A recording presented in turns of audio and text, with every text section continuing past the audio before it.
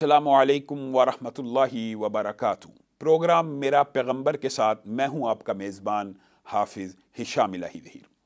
मुअज़्ज़ज़ सामीन गिरामी कदर, आज इस उन्वान का पहला प्रोग्राम है और आज के प्रोग्राम में हम आपके सामने ये बात रखना चाहते हैं कि हम किस अज़ीमुश्शान हस्ती के बारे में आपके सामने उसकी सीरत के चंद दरख्शां पहलू रखना चाहते हैं।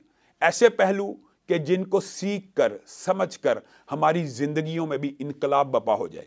नबी करीम सल्लल्लाहु अलैहि वसल्लम सीरत में भी आला हैं और सूरत में भी आला हैं। सूरत भी उम्दा है और सीरत भी उम्दा है। हत्ता कि नबी करीम सल्लल्लाहु अलैहि वसल्लम के बारे में हस्सान इब्न साबित ने यह कह दिया, वाहसनु मिनका लम तरा कत्तु ऐनी वाजमलु मिनका लम तलिदिन निसा खुलिकता मुबर्रअम मिन कुल्ली ऐबिन कअन्नका कद खुलिकता कमा तशा। आका, आप सा जमील किसी माँ ने जना नहीं, आप सा हसी किसी आंख ने देखा ही नहीं। ऐसा महसूस होता था कि यौम तख्लीक के दिन देखें, ये रसूलुल्लाह सल्लल्लाहु अलैहि वसल्लम के सहाबी बयान कर रहे हैं और रसूलुल्लाह सल्लल्लाहु अलैहि वसल्लम के सामने बयान कर रहे हैं। और आपको पता है, जो बात रसूलुल्लाह के सामने कह दी जाए वो हदीस तकरीरी बन जाती है अगर रसूलुल्लाह उससे मना ना करें। और क्या कह रहे हैं? लगता है यौम तख्लीक में आप रब ताला के सामने खड़े थे और रब को कह रहे थे, मुझको ऐसा बना, मुझको ऐसा बना। आप कहते चले गए और रब बनाता चला गया। तो मुअज़्ज़ज़ नाज़रीन गिरामी कदर, हमने ये बात समझनी है कि रसूलुल्लाह की सीरत के अंदर वो कौन सी ऐसी आफाकी नौइयत की चीज़ें थी कि जिसकी वजह से आज 1400 साल गुजरने के बावजूद कोई हिंदू हो, कोई सिख हो, कोई गैर मुस्लिम हो, वो इस बात को लिखने के ऊपर मजबूर हो जाता है कि अगर इंसानियत में सबसे अफजल कोई है, अगर इंसानियत में इनकलाब बपा करने वाला कोई है, अगर इंसानियत में मुआशरे को तब्दील करने वाला कोई है, अगर इंसानियत में सियासी इनकलाब बपा करने वाला कोई है, तो अगरचे इख्तलाफ है वो मोहम्मद सल्लल्लाहु अलैहि वसल्लम की ज़ात है। मुअज़्ज़ज़ नाज़रीन गिरामी कदर, रसूलुल्लाह सल्लल्लाहु अलैहि वसल्लम की सीरत के इतने खूबसूरत पहलू हैं जो इंशाअल्लाह हम कोशिश करेंगे कि इन 30 के 30 प्रोग्राम्स में मुख्तलिफ उनकी सीरत के अनमोल नकूश को चुनें और एक एक करके उसके हवाले से डिटेल में गुफ्तगू की जाए। कबल इसके कि हम मुख्तलिफ मौज़ूआत के तहत इस उन्वान को बयान करें, हम रसूलुल्लाह सल्लल्लाहु अलैहि वसल्लम की ज़ाहरी सूरत, ज़ाहरी सीरत और बातनी सीरत के हवाले से कुछ बातें कह के इंशाअल्लाह आगे चल के इसको बाकायदा उनावीन के तहत डिस्कस करेंगे। मुअज़्ज़ज़ नाज़रीन गिरामी कदर, रसूलुल्लाह सल्लल्लाहु अलैहि वसल्लम सिर्फ सूरत से भी इतने खूबसूरत थे कि हज़रत जाबिर की वो मशहूर हदीस है कि आप एक मरतबा मस्जिद नबवी के अंदर बैठे हुए थे और हज़रत जाबिर कहते हैं कि मैं मदीना के अंदर मौजूद था, फ़िज़ा मुअत्तर थी, हवा में खुनकी मौजूद थी। अचानक मेरे नाक से खुशबू टकराई और मैं उस खुशबू के ताक़ुब में चल पड़ा। क्या देखता हूँ, कुछ देर बाद मैं मस्जिद नबवी के अंदर दाखिल हो चुका हूँ और सामने क्या देखता हूँ कि आक़ाए दो जहां सुर्ख रंग की चादर ओढ़े हुए मस्जिद नबवी के सहन पे बैठे। कहते हैं एक नज़र नबी मोहतरम के चेहरे पर पड़ी और दूसरी आसमान के चांद पर पड़ी और दिल से ये आवाज़ निकली, मिन वजहिकल मुनीर लकद नुव्विरल कमर। अगर चांद को भी हुस्न मिला तो आक़ाए दो जहां आपके चेहरे पर अनवार से मिला। ये रसूलुल्लाह सल्लल्लाहु अलैहि वसल्लम का ज़ाहरी हुस्न है।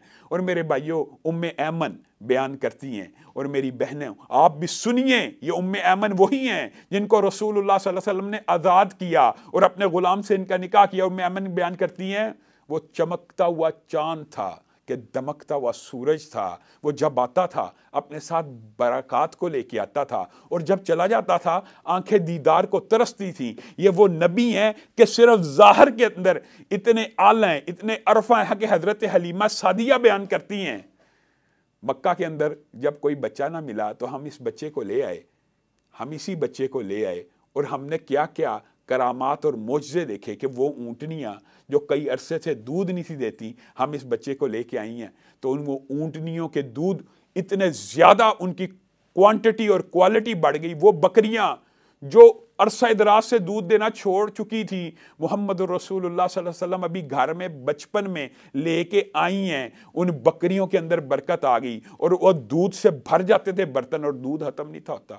اور حضرت حلیمہ سعدیہ بیان کرتی ہیں وہ گدھی اور وہ سواریاں جو چلنے میں نہایت کمزور ہو چکی تھی، اکتاہٹ محسوس کرتی تھی، چلنے میں لاغر اور کمزور تھی، رسول اللہ کو حاصل کیا وہی اونٹنی جو کبھی تیز رفتار نہ دوڑتی تھی، وہی گدھی جو بالکل تھکی ہوئی تھی، رسول اللہ صلی اللہ علیہ وسلم کو اپنے آنگن میں لے کے آئے، وہ تیز تیز دوڑنا شروع ہو گئی۔ یہ رسول اللہ صلی اللہ علیہ وسلم کا ظاہری مقام و مرتبہ ہے۔ ظاہری طور پہ بھی رسول اللہ صلی اللہ علیہ وسلم کے دانت چمکتے تھے موتیوں کے جیسے، پیشانی کشادہ تھی، کتابی چہرہ تھا، اور حضرت محمد رسول اللہ صلی اللہ علیہ وسلم کا چہرہ اس قدر خوبصورت تھا کہ شعراء یہ کہنے پہ مجبور ہو گئے کہ یہ چہرہ کسی جھوٹے کا نہیں ہو سکتا، یہ چہرہ کسی جھوٹے کا نہیں ہو سکتا۔ میرے بھائیوں، جس شخص کی صورت اتنی اعلیٰ ہو کہ جس کی صورت کو دیکھ کے بعد ایسی روایات بھی ملتی ہیں اور صحیح حدیث سے ملتی ہیں کہ نبی کریم صلی اللہ علیہ وسلم، کیا آپ کبھی یہ تصور کر سکتے ہیں کہ دنیا کے اندر کوئی شخصیت، کوئی ہستی ایسی ہو کہ جس کو صرف دیکھ کے لوگ ایمان قبول کر لیں؟ ہاں، یہ بھی حدیث نبوی سے واقعہ ملتا ہے۔ یمامہ کے گورنر ہیں سمامہ، ان کو مسجد النبوی میں لایا گیا، ابھی اسلام کو قبول نہیں کیا، رسول اللہ صلی اللہ علیہ وسلم نے مسجد النبوی کے ستون کے ساتھ باندھا ہوا ہے، اور سمامہ نبی کریم صلی اللہ علیہ وسلم کے بارے میں اس وقت چونکہ اسلام قبول نہیں تھا کیا، اچھے جذبات نہیں تھے رکھتے، تو رسول اللہ صلی اللہ علیہ وسلم ان کو کہتے ہیں سمامہ کیا ہوا، ایک نظر اٹھا کے اپنے دشمن کے چہرے پہ ڈال ہی لے۔ تو سمامہ کہتے تھے معاذ اللہ، اس وقت اسلام قبول نہیں تھا کیا، میں آپ کا چہرہ نہیں دیکھنا چاہتا، میرے نزدیک آپ ایسے ہیں ایسے ہیں ایسے۔ رسول اللہ صلی اللہ علیہ وسلم کے صحابہ اتنے غیرت والے تھے، جب سمامہ نے یہ الفاظ کہے، صحابہ ان کے ہاتھ ان کی تلواروں کے اوپر کپکپانا شروع ہو گئے کہ ابھی حکم رسول ہو اور سمامہ کی گردن کو کاٹ دیا جائے۔ رسول اللہ صلی اللہ علیہ وسلم آگے سے مسکرا رہے ہیں اور کہتے ہیں جا سمامہ، میں نے تجھے آزاد کیا۔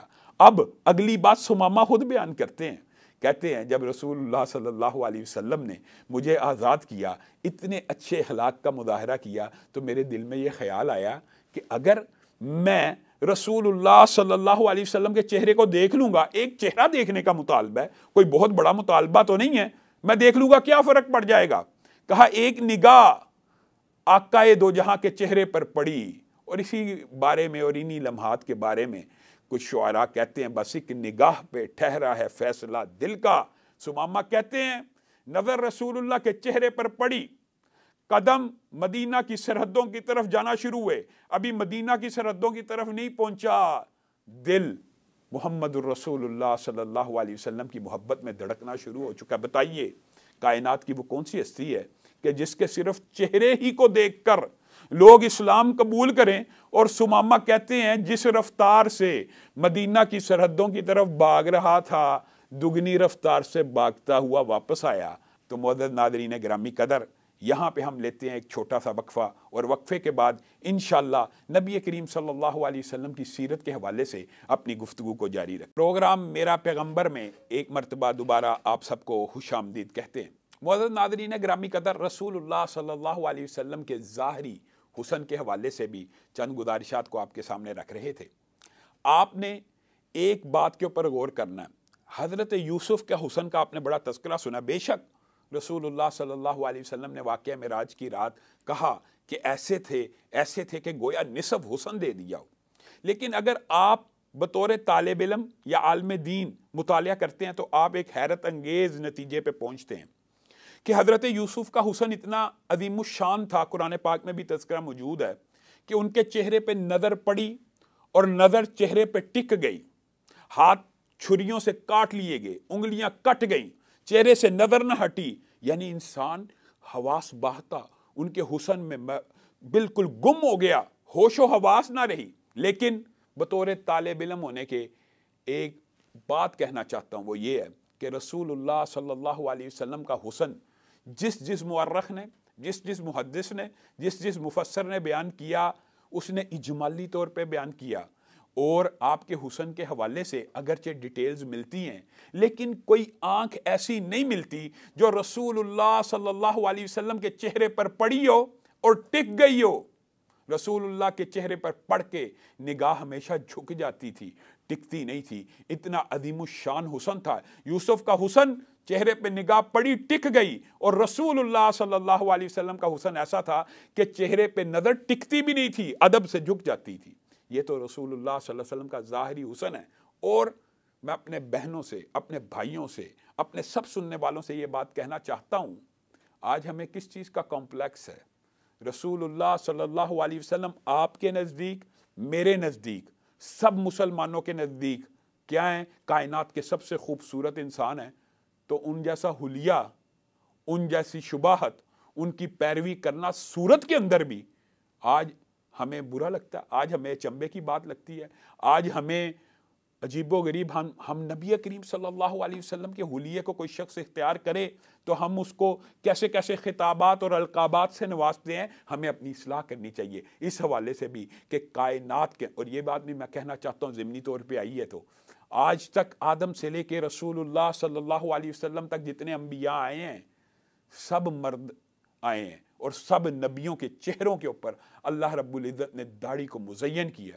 آج ہم میں سے کوئی بچہ داڑھی رکھنے کا ارادہ کرے, اس کو لوگ معاشرے کے اندر صوفی صاحب, مولوی صاحب, اس طرح کے القابات سے نوازتے ہیں جو بالکل غیر مناسب ہے. یہ تو رسول اللہ صلی اللہ علیہ وسلم کا ظاہری حسن ہے, اور ظاہری طور پہ بھی رسول اللہ صلی اللہ علیہ وسلم کی چال ڈھال, اطوار, ہر چیز کو محدثین نے کیپچر کیا. اور صحابہ کے اوپر تو قربان جائیں صحابہ کے اوپر کہ رسول اللہ صلی اللہ علیہ وسلم کی صرف سیرت کو ریکارڈ نہیں کیا, صورت کو بھی ریکارڈ کیا. حتیٰ کہ صحابہ نے نبی کریم صلی اللہ علیہ وسلم کی داڑھی کے اندر جو بال سفید تھے وہ بھی گن لیے کہ کل امت کے اندر کوئی شخص یہ مطالبہ کرے کہ تمہارے نبی کی داڑھی میں کتنے بال سفید تھے, وہ بھی صحابہ نے گن گن کے امت کو بتلا دیے کہ رسول اللہ صلی اللہ علیہ وسلم جب دنیا سے گئے تب ان کی داڑھی میں فقط 18 اور 19 بال, بعض روایات میں 20 بال سفید تھے. تو گویا جس طرح اللہ رب العزت نے رسول اللہ صلی اللہ علیہ وسلم کی سیرت کو محفوظ بنایا, صورت کو بھی امت کو عطا کرنے کے لیے محفوظ بنایا. آپ کی بود و باش کو, آپ کے لباس کو, آپ کے اطوار کو, آپ کے طریقوں کو اللہ رب العزت نے اس طرح محفوظ کیا. کیوں کیا؟ اس لیے کہ اللہ رب العزت نے کلام حمید میں یہ کہنا تھا اور کہہ دیا, لقد کان لکم فی رسول اللہ اسوہ, تمہارے لیے رسول اللہ کی زندگی نمونہ ہے. اور اگر نمونہ اور سیمپل محفوظ نہ ہو تو کبھی مطالبہ نہیں کیا جا سکتا کہ اس نمونے کی پیروی کی جائے. تو معزز ناظرین گرامی قدر, یہ تو میں نے اجمالی طور پہ رسول اللہ صلی اللہ علیہ وسلم کی صورت کا ذکر کیا, اور جہاں تک ان کی سیرت کا تذکرہ ہے, قبل اس کے کہ ہم ڈیٹیل کے اندر, تفصیل کے اندر ان کی سیرت کے مختلف پہلوؤں پہ روشنی ڈالیں, ایک نہایت اہم ان کا جو مقام و مرتبہ, ہم کس نبی کی سیرت سیکھنے جا رہے ہیں. ہم نے یہ جو 30 پروگرام رسول اللہ صلی اللہ علیہ وسلم کی زندگی کے سیکھنے ہیں, یہ کون سی شخصیت ہے؟ ہمیں اس شخصیت کے مقام و مرتبے کا بھی تو ادراک ہونا چاہیے, اس کا بھی تو شعور ہونا چاہیے. رسول اللہ صلی اللہ علیہ وسلم کی ذات کے حوالے سے, مقام کے حوالے سے, باطن کے حوالے سے, یہ تو ظاہر آپ کے سامنے رکھا, باطن کے حوالے سے 2 مثالیں آپ نے ساری زندگی اپنے ذہن میں رکھنی ہیں. پہلی بات, سبحان الذی اسرا بعبدہ لیلا من المسجد الحرام الی المسجد الاقصی. یہ وہ پیغمبر ہیں, یہ وہ رسول ہیں کہ جن کو خانہ کعبہ سے اٹھایا گیا اور کہاں تک کی سیر کرائی گئی؟ مسجد اقصی تک لے جایا گیا, بیت المقدس میں لے جایا گیا. اور آپ کے ہمراہ کون ہے؟ جبریل امین ہے.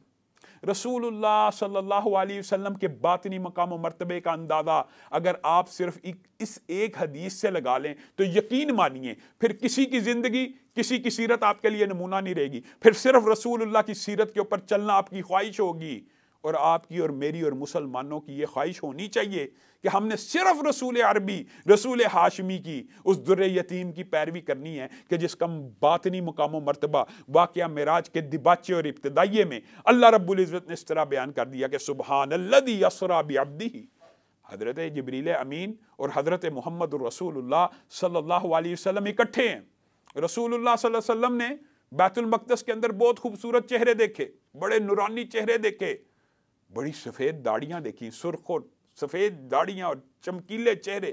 رسول اللہ صلی اللہ علیہ وسلم نے کہا, جبریل امین یہ کون لوگ آئے ہیں؟ जिब्रील अमीन ने कहा, ये आदम से लेकर ईसा तक जितने पैगंबर इस दुनिया से चले गए थे, आज मोजज़े के तौर के ऊपर, और मोजज़ा नबियों के साथ ख़ास होता है, मोजज़े के तौर के ऊपर नाजिल किए गए हैं।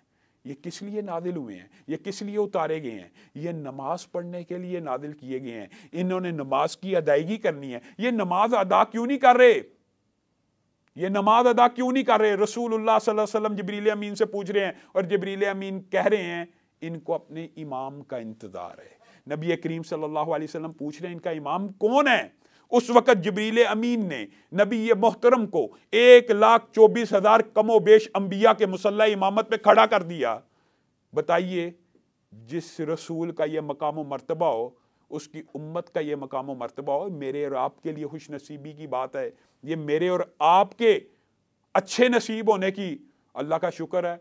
हम मुसलमान घरानों में पैदा हो गए, हम नबी करीम सल्लल्लाहु अलैहि वसल्लम के उम्मती बन गए, लेकिन हमें इस नेमत का इदराक है कि ये नबी 1,24,000 अंबिया के मुसल्ला इमामत पे खड़ा है, और अभी बच्चे थे, छोटे थे।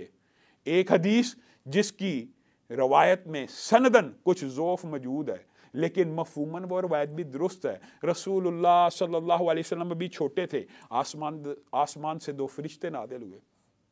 एक ने कहा हुआ हुआ, दूसरे ने कहा नाम हुआ हुआ।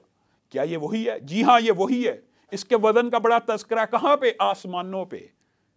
मोअज़्ज़ज़ नाज़रीन गिरामी कदर, ये बात समझने की आप सिर्फ ये 2 वाक़यात समझ लें, एक बैतुल मक़दस की इमामत वाला और एक इस हदीस के अंदर जो आता है, अगरचे ज़ोफ़ मौजूद है लेकिन मफ़हूमन ये हदीस भी दुरुस्त है, तो आपका और मेरा नज़रिया बदल जाए, अकीदा बदल जाए।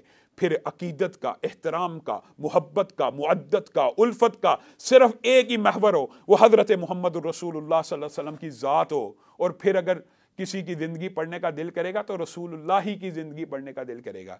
एक ने कहा इसको तोला जाए, कहा किससे तोला जाए? कहा एक आदम की औलाद में के साथ तोला जाए। रसूलुल्लाह सल्लल्लाहु अलैहि वसल्लम को आदम के एक बेटे से तोला गया। रसूलुल्लाह सल्लल्लाहु अलैहि वसल्लम का पलड़ा भारी हो गया। उन्होंने कहा 1 से ना तोलो, 10 से तोलो, 100 से तोलो, 1000 से तोलो।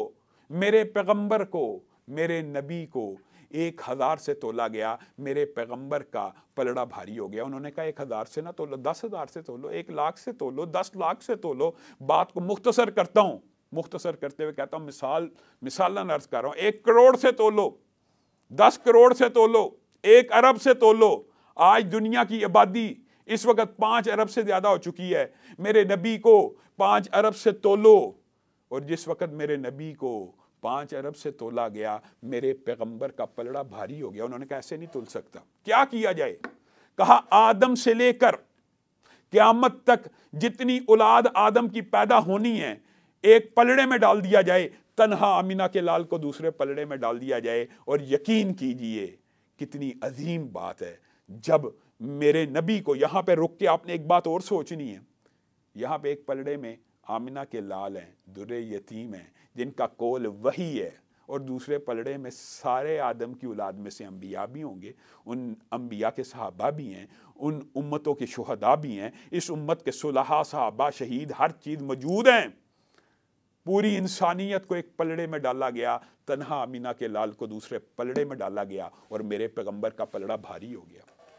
मोअज़्ज़ज़ नाज़रीन गिरामी कदर, आप बतलाइए कि जिस हस्ती का यह मकाम मर्तबा हो, जिस हस्ती की सूरत आला हो, जिस हस्ती की सीरत आला हो, फिर मैंने और आपने उसी की बात को भी आला मानना है। इंशाअल्लाह इस प्रोग्राम के अंदर हम नबी करीम सल्लल्लाहु अलैहि वसल्लम की सीरत के हवाले से उनकी ज़िंदगी के मुख्तलिफ पहलू आपके सामने रखते जाएंगे। और मैं हूँ आपका मेज़बान हाफिज़ हिशाम इलाही ज़हीर, जो इंशाअल्लाह 30 दिन जियो इकरा पर आपके साथ रहूँगा इसी मौजू के साथ।